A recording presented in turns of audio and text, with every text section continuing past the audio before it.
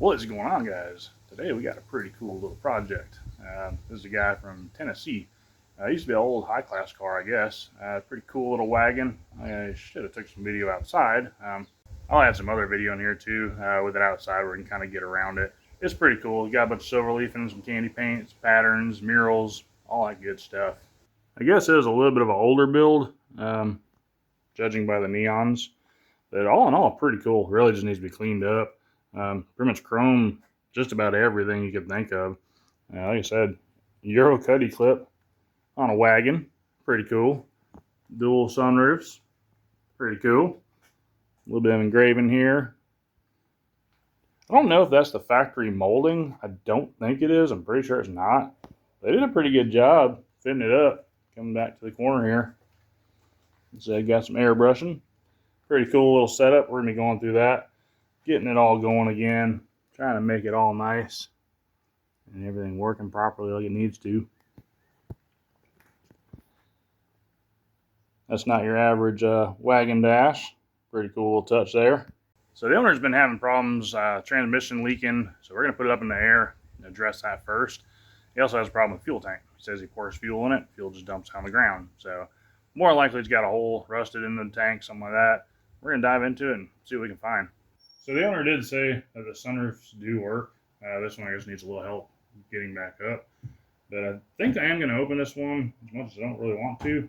I think it'd be a lot easier to assess what's going on in here. There's not a lot of headroom, believe it or not, in this thing. So we will see if we can get this thing to open up.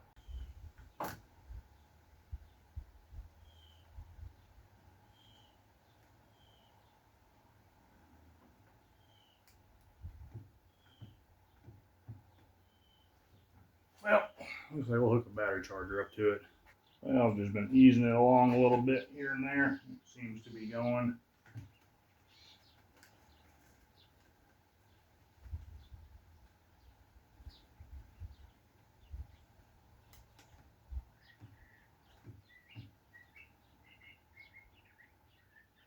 I think that should be enough to see what's going on in there, hopefully.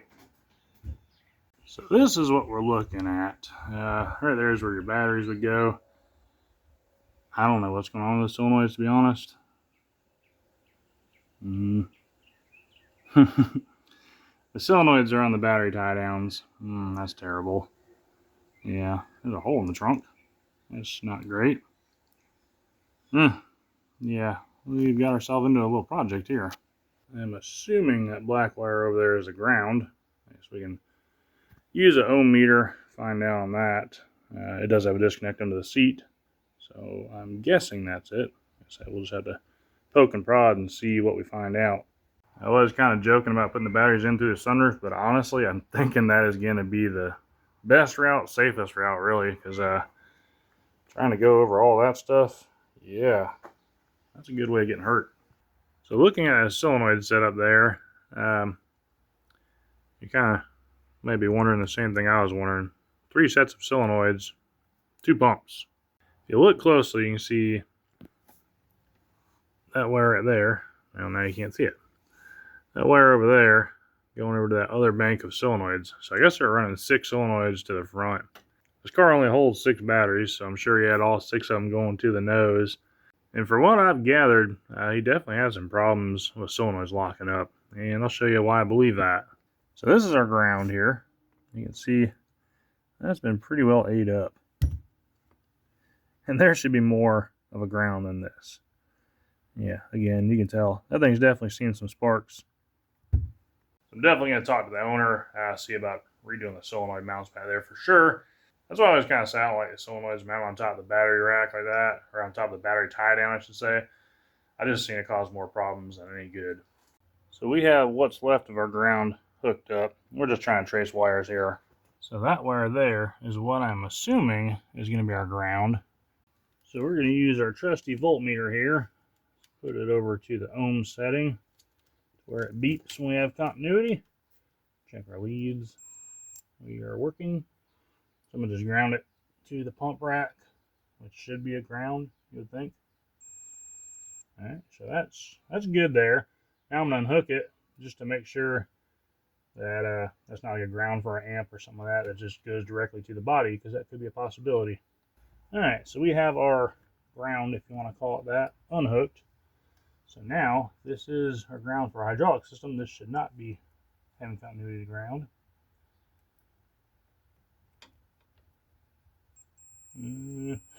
That's not good. All right, so we'll start tracing this wire and see where it goes. Obviously, this car has a ground because it's got a ground under a seat. So we'll start pulling some carpet up and see where everything goes. Holy smokes. That is all acorns. Yeah. I think we found the hideout. Maybe it's not an acorn. I don't know what that is.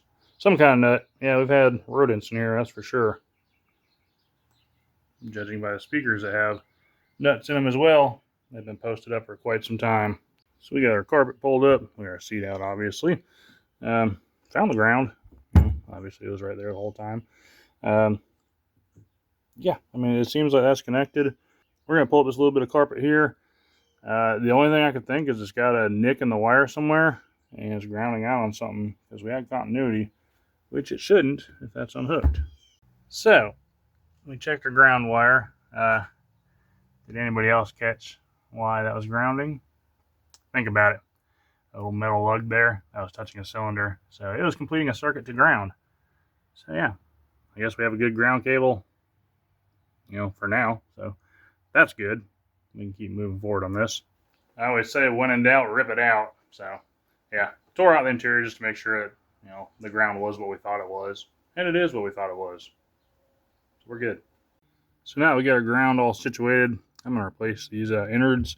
I actually just happen to have one of these smaller ones laying around. I ordered it in a while ago, and when I got it, I was like, is this a ground for ants? So yeah, that's not what you want your ground to look like. So whoever had this thing before was definitely having some solenoid issues. We will probably end up replacing this whole thing. Probably put a bigger one in here. I gotta talk to the owner. I'm just trying to get this thing going right now to see what it all needs. So we're getting into the wiring back here. One thing's for sure. There is no shortage of butt connectors at all. Yep, maybe there was. Yeah, still some more up here. Alright, so that wiring in there is a nightmare. I'm just trying to get this car up in the air a little bit so we can see. He's been having some problems with transmission as well. He kind of want to start there. So we're just trying to lift it up a little bit. So I'm going to basically hot wire it. I got my power going to the motor. I've got this jumper and the other side's jumper cable going to the ground. I got this one going to the ground of our batteries. We'll just touch them together and it should lift the motor up. There we go.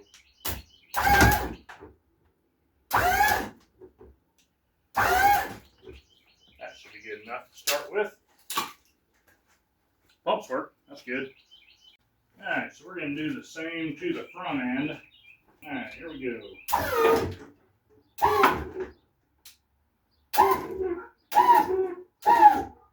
That is locked up right there.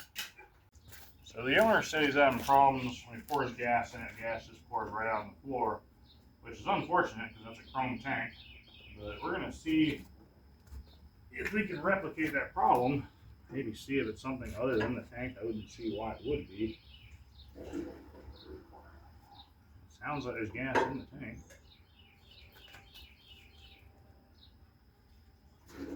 We want to see this without putting a bunch of gas in the tank, so if we do have to swap the tank out, we're not dropping it with a full tank. Well, that definitely sounds like it has fuel in it. And I'm not seeing any drips. So maybe the hose is trying to suck fuel.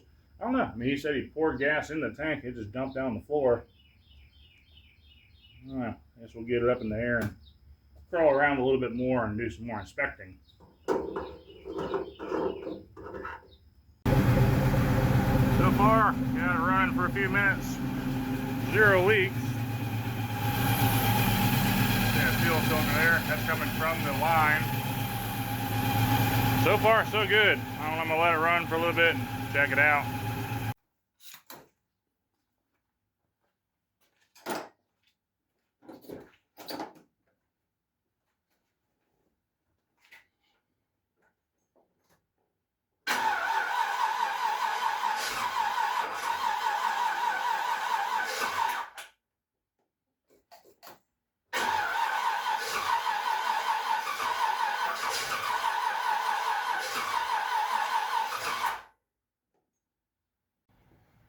Let's try a little starting fluid.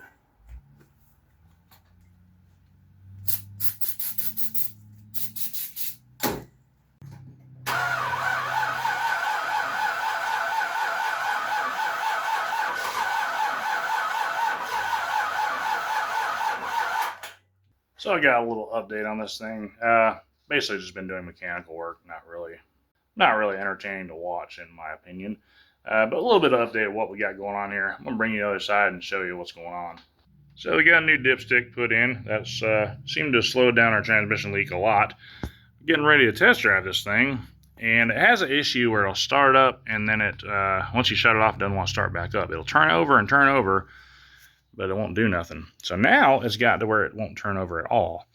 And I did notice the other day some oil leaking out of this valve cover, and I think it's kind of done in the starter. That starter has been dragging for a little while, and I think just repeated starting with all the oil saturating is finally done it in. So we're gonna pull it out, bench test it, see where to go from there. So I've got my power probe hooked up here. It is hooked up to the solenoid signal wire, which will tell your starter to actually engage. I hooked a starter switch, just a hand switch, up to this already, and I know that it is the starter is a problem itself, but I do want to verify that we are getting a signal here to tell the starter to turn over, just so we don't have any more surprises later on down the road. The electrical system on this car is in rough shape, to be polite. I'll bring you in here. This is just a wire that's been put together and electrical taped up, and the electrical tape is falling off, but I'll bring you in later and show you that. But we're going to hit the key. This thing should beep if it has signal sent to it. By signal, I mean 12 volts.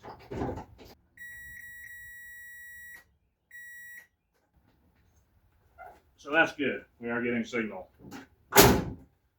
So we need to drop the starter, see what we can do on that. If there's any saving it, probably not, as much as I hate to say that. But let's tear it apart. So we got our starter all bolted up to the bench here. We got our battery cables made. Hook up our little starter switch here. See what she does.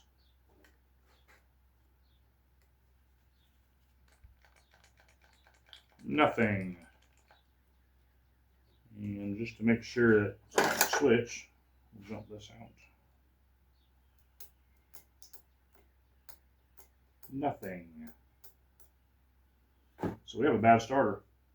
So I was pulling down the switch blade and I was like, oh, that's not too bad actually. And then I noticed that one little guy right there. Yep, glad we looked at that.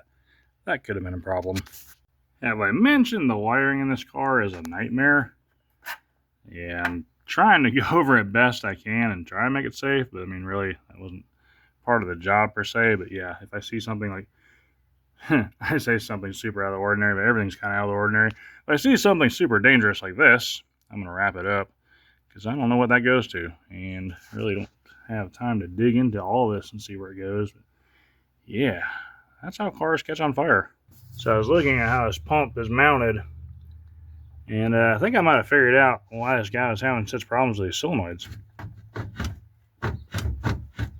Yeah, that's not a very good ground right there.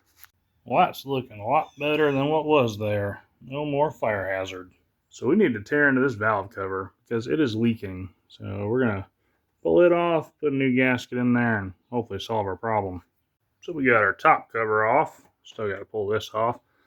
This didn't have a seal on it, which is really surprising. We're going to put some black RTV on there when it goes back together. But yeah, we're going to replace a little gasket down in there. So we still got a little bit more to go to get to that. Alright, things are going smoothly so far, so I might as well start recording so they stop going smoothly. We got all our bolts out. It had some mismatched hardware in there, which is odd. But yeah, it looks like I did use some RTV, so this might be stuck on there a little bit. Yeah, not too bad. Not too bad at all. Yeah, we'll replace that. Put it all back together, get it all cleaned up. So we got that all nice and clean. I was going to use that crap because it dries pretty fast, but it's hard. So I had to dig in my toolbox to find that stuff. It'll take a little bit longer, but same job overall. I'm going to put some RTV on those because that could be a leak. There's another one somewhere down here. That stuff. That could be a potential leak. So yeah, we're gonna seal that up too. Well, as luck would have it, that tube's hard too. So guess we get to make a store run. We got us a thin little line of black RTV. Somewhere we got our bolts clogged up. There we go. Got that all globbed up. A real good feeling is when you go buy a $12 tube of this, which used to be $7. You squeeze it, and you get a big air pocket that comes out of it. That's great. So we're going to throw our gasket on there, let it sit up for a little bit, and then put it back on the car. So we got our valve cover in place. It went pretty smooth. We're going to run another little small bead silicone around there and slap our top plate on there. It has a thin little line, black RTV. We're going to set our cap back on there and bolt it to it. Got it all put back together, shined up a little bit, and we'll let it dry overnight, and we'll put that starter on in the morning. Found a little door lock sitting in the floorboard. I didn't notice it was hollowed out, and then I noticed this was on the door lock, so I just pulled out. So might as well fix that while we're here. Good as new. Nice new shiny starters in. So we're gonna get it shimmed up. Hopefully get this thing fired back up. So I got the rear cylinders all compressed. I don't have any batteries in the car, but you can use a DeWalt battery, a 20 volt, I guess. 18 is what they actually are. Yeah, just wired up to your test switch. A little jack under the rear end there. And as it lifted up, I held the switch down. Worked like a charm. So let me bring you guys up to speed with what we got going on here. We're pulling our rear cylinders. As you might have noticed on the top, you got all the fittings and gauges and whatnot. They would have to be taken off in order for that cylinder to go through the trunk floor. So what I was going to try and do, you might see the strokes going from the cylinder there. I was going to try and remove that and bring everything up from the top. Well, those chrome plated donuts made just enough tolerance to not go over those threads, which really isn't a bad problem to have unless you're me. So looks like we're going to be going from the top as originally intended. We'll try and bring you along for this joyous occasion. There's not very much room to work in here. And if I'm thinking about it now, what I should have done is I was in the process of releasing the pressure off the front pump, but got sidetracked with this. So yeah, we'll try and fight a little bit. We may go backtrack. But what I'm going to do, I'm going to lift the cylinder up. I have a vice grip on the bottom where the cup normally sits. I know they're chrome cylinders, so I put that vice grip where the cup normally sits because the cup's right in there anyways. So we're going to bring that up. And of course, the direction we need to go is the wrong direction. So we will try and bottom that vice grip out. This would be a lot easier without the pumps in the way. I should probably just pull the pumps and come back and do the cylinders. That sounds like a great idea. So if you didn't know, if you don't have any batteries in your setup and you need to let your car down only, this won't work for going up, you can use a drill battery. As long as it's a 18 volt, 20 volt is what these are, from what I've been told. All 20 volts are 18 volts.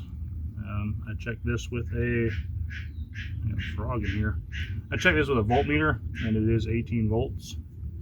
So what you want to do, you want to find your positive and your negative of your battery. Use a voltmeter to find that. You'll have some other terminals. Those are for charging. Those probably won't work very well. I got just some little spade terminals that slide right in there. Do pretty good. I just got some scrap wire laying around. This is going to the dump. This is to our test switch. I got a little bit of pressure on the front cylinders, so we should be able to click it and release pressure. Yeah, just like that. Wasn't sure how much pressure I had on it. So now we're going to lift the front end up a little bit more, bring it up off the jack stands, hit it again. That way we can get all of our pressure out so we can start removing our pump. And again, that's where this thing shines. I really could have left probably a little bit of pressure on it and let it jack up as I was in the car, but I just didn't really want to do that with all this car. See, coming off our jack stand there, I'm going to go ahead and go back in the car, hit the dump, relieve the pressure, keep on doing that until we're all the way compressed. So we've got all of our pressure off our front lines and our rear lines. It is handy having a gauge, as long as it works. as long as it works. See that fitting there? Yeah, it's still showing a good bit of pressure. So that gauge does not work. And these gauges are actually plumbed in the correct way. Most of the time when you see a setup, they're on the return side of a dump, which doesn't really have any residual pressure at all. So it won't tell you, I mean, these are like 1,000-pound gauges. These go up to, 5,000 PSI, which is like max operating pressure for the hoses on these cars. But yeah, it is plumbed correctly, because when you do have weight on it, I think it shows 3,000 PSI, which is pretty sure it's adequate pressure for the weight of the vehicle. Yeah, they are plumbed correctly. They do work. They are handy. They're cool, not gonna lie, but only when they work. And if you didn't notice it before, they're on top of all 4 cylinders.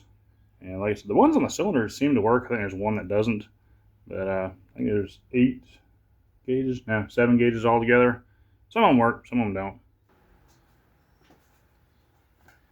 You guys want to watch me completely destroy my back? I believe we have everything unhooked for this. Yep, it seems about as heavy as I figured it was going to be, so that is awesome. Get our new switch wire out of the way so we don't damage it.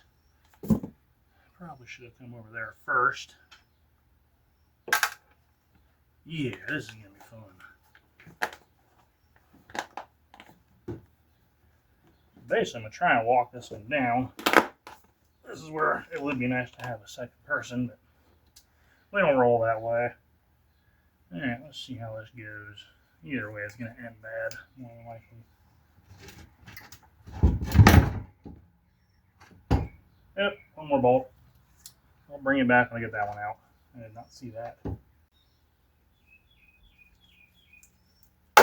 There we go. Alright, let's try this again.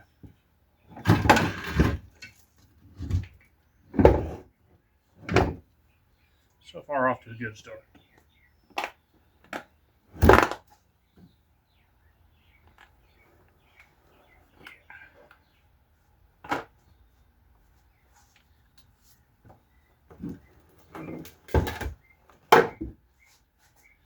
If you didn't notice already, I got JIC caps on all these fittings. You guys have hopefully seen the video of the JIC plugs by now, but they also have caps too. It makes it very handy for stuff like this. We're having to drag a whole setup through an entire interior.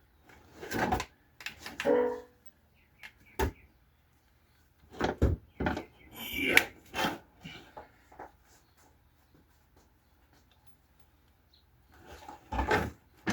Oh yeah, she's all there.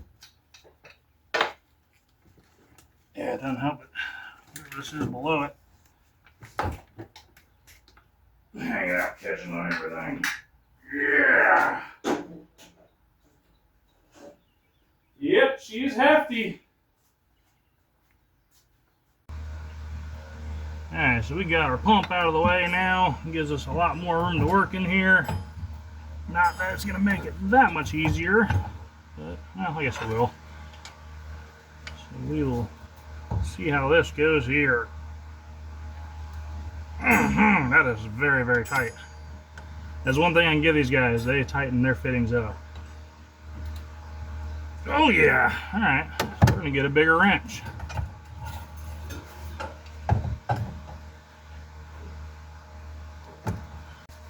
Alright, tough guy. You want to play games? I like to play the bingo. Yeah.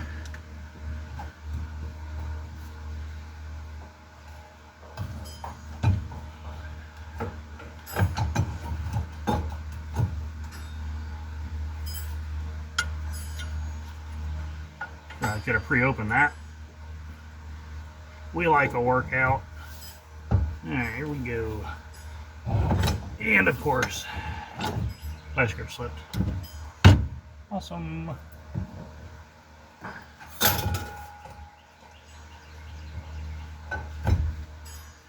Alright, so judging by that hole, I do have enough room. If I can get the gauge off and the fitting off, I can get it through there. Probably not going to be as easy putting it back together, but we'll cross that bridge when we get there. So yeah, we might try that. Either way, kind of a pain in the butt.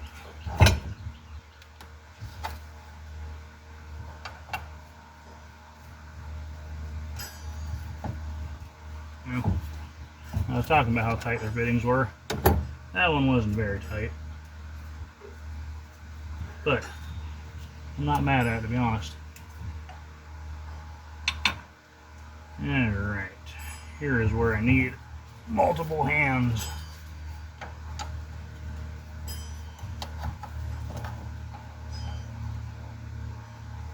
Put the bigger one on the bottom, like so. Use that one up here. I can figure out which way I need to turn my adjustable wrench. Yep, I tightened that one good.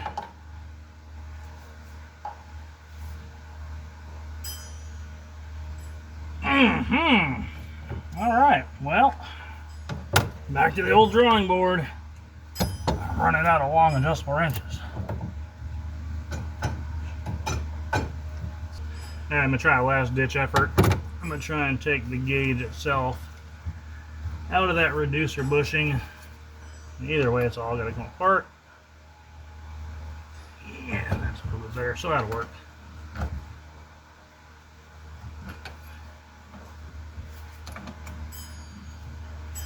And if you're wondering whether these mirrors are plexiglass or actual glass, they are actual glass. Yeah, so that's great to work around. I think I may have already mentioned that already, but yeah, that's fun. You know, sharp glass. Alright, we should be able to get that out now. Alright, I got the fan kicked on because it's getting warm. Summer is on its way. I'm sure it's probably already there for some of you guys. So let's see if we can have any luck. Yes, yes we can. There we have it. If you're wondering about this wire right here, I just dropped that through the hole in the floor. Now that is some low spring. Woo! Yeah, there's where we gripped on it with the vice grips. Huh, I'll be damned. That donut is cut with a torch. Fine job to whoever did that. I will give you credit on that. So we got the fuel tank out. That went pretty good. Didn't find any holes in it. We did find a little something. I'll show you what it was when we get to it. But yeah, I'm trying to pull the exhaust out, and there's a hanger bolt. What I didn't notice, I don't know if you can see it. Let's see if I can move the light. There's a weld on that nut. They didn't want that coming loose. So, probably gonna end up cutting that nut off, bolt off. You gotta put a plug in there. That's not good. Yeah, I was hoping to easily drop the exhaust, but that ain't gonna happen. So I was digging through all my stuff, found a nice shiny little plug there. But as luck would have it, let's see if you can see in here. Maybe you can see those threads there. As luck would have it, the threads are messed up. Yay! It was easy, the Girl Scouts would do it, right? Alright, so we're gonna see about fixing these threads here. I've got a pipe tap. We're gonna just run it in there. I'm gonna put some grease on this. What we're gonna try and do, I messaged the owner to see if he wanted to do a differential service on this. I'm waiting to hear. Actually, I gotta give him a price. This one looks like it'd be maybe a little bit more of a headache. I think these are studs, maybe, I don't know. But yeah, it'd be best. Take all this off, tap that. We're gonna try and tap it with it on, just in case if he doesn't want to do this. We're not really backtracking a bunch. But we're gonna put a bunch of grease on our tap here, and that grease should hold pretty much all the metal shavings. And we don't have to go very far. Really, all we have to do is start the threads back. So we're gonna try it. We're gonna tap it a little bit, pull it out, clean all the metal shavings off, put some fresh grease on, go a little bit further, try and get that cleaned up. So with that being said, this is a fresh tub of grease, so I don't really want to dip my tap into it. So I will just use a gloved finger and spread some grease around, and then when we go to clean it up for our second round, I'll just wipe everything off on a towel instead of sticking it all on the tub of grease. I do have an older tub of grease, but it's up by the house, and I don't feel like getting it. This one here is good. Doesn't have any kind of contaminants in it. It can be used for bearings. Yeah, basically what I'm trying to say is, if you're going to use your grease tub for anything else, don't be sticking pieces of metal shavings and wire and all that good stuff in there. So it's pretty well centered up. And actually I kind of grabbed the thread, so that's good.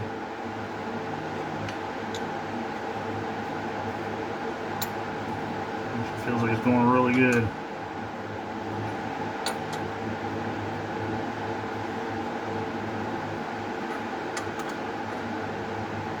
Alright, so now we'll back it out, as much as I would like to keep going because it is going very smoothly. But we're going to back it out, clean it up, add some more grease to it.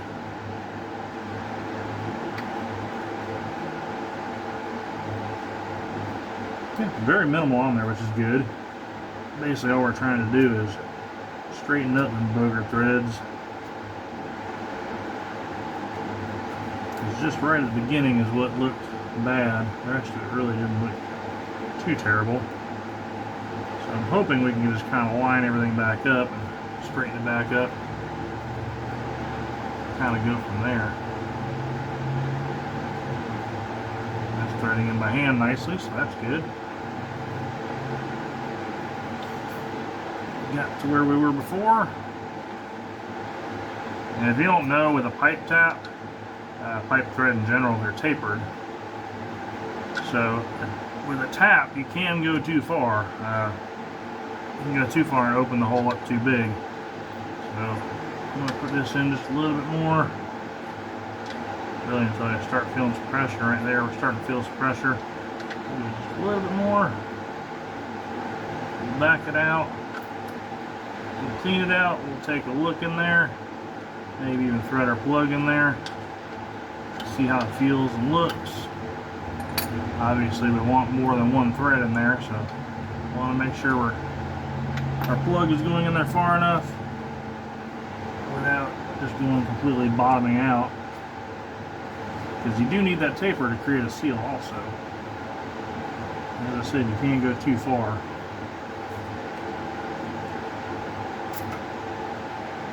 And that actually looks really good. I'm going to grab my towel here again, fold it over to a cleaning section, just like that. We'll wad it up, stick it in there, run it around just to try and clean up any kind of shavings. And I'm going to leave it small, that way I can kind of push it in there and then basically unscrew it and run it around the edges to kind of try and grab anything. So now we got it cleaned up a little bit better.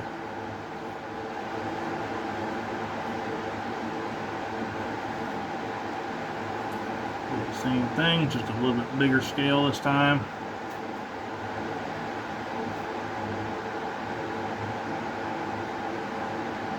See no shiny stuff, so that's good.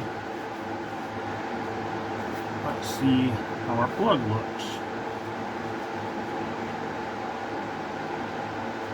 Now, when I first noticed it was messed up, I was trying to put it in by hand, and it didn't even want to start. I was like, that's not a good idea. Or I was like, that's not a good start. And then I thought to myself, I was like, why does this diff cover use like a weird metric size or something like that? And I was like, eh. So I got a closer look and I seen that. I was like, yeah, it's definitely not a good scenario there. So that's looking good there. I'm thinking we're going to be A-okay. I'm going to snug that up. And I seen on there that the customer had asked how much it would cost to service this, so we'll get him a price on that. If he wants to do it, we'll swap it out. If not, we'll let him handle that. Yeah, that is good. That is fixed. Good. I'm happy with that, and it even looks decent. There's our finished result right there. Not too shabby. So now we're all good on that, and the plug goes in. The owner texts back, he said he doesn't want to service it, which is a good choice because we don't know what's in there, if anything's in there at all. Most people would probably just drain and fill it. I'm going to pull the whole thing. That way we can clean out brake fluid or brake cleaner, assess any damages inside. Hopefully there are none, but you know, best to go in there and check. He is wanting to drive this car a lot, so we want to make it as dependable as we can. So I'm gonna start pulling all these out. They did booger that up. I don't know if I mentioned that. They boogered that one up, so we're not gonna worry about pulling that to drain it. We're just gonna pull our bolts. Most people, I used to run automotive shops, most technicians would get this. I don't like to do that. Not saying I'm not gonna use power tools. Power tools, Dale. But yeah, I'm not gonna use a impact on this. I'm gonna break these loose by hand first, then I'll either use the impact or battery power ratchet wrench. But yeah, I've seen too many technicians just hammer these things with impacts and snap the bolts right off. So that's been kind of a fatal flaw over the years I've seen, you know, technicians do.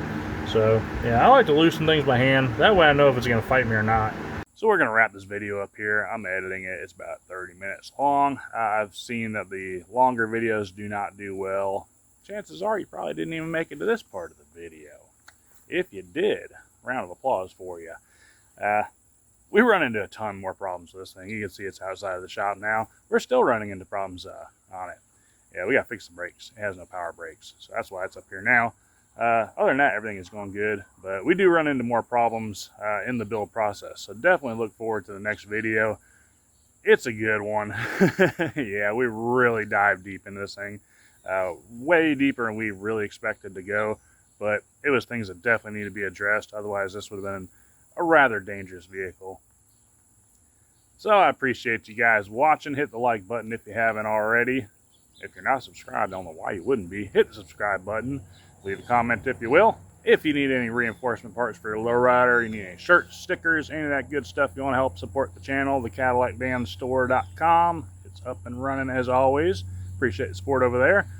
I got work to do, so hope you enjoyed the video. We'll see you next time. Remember, you won't know what you can do till you try.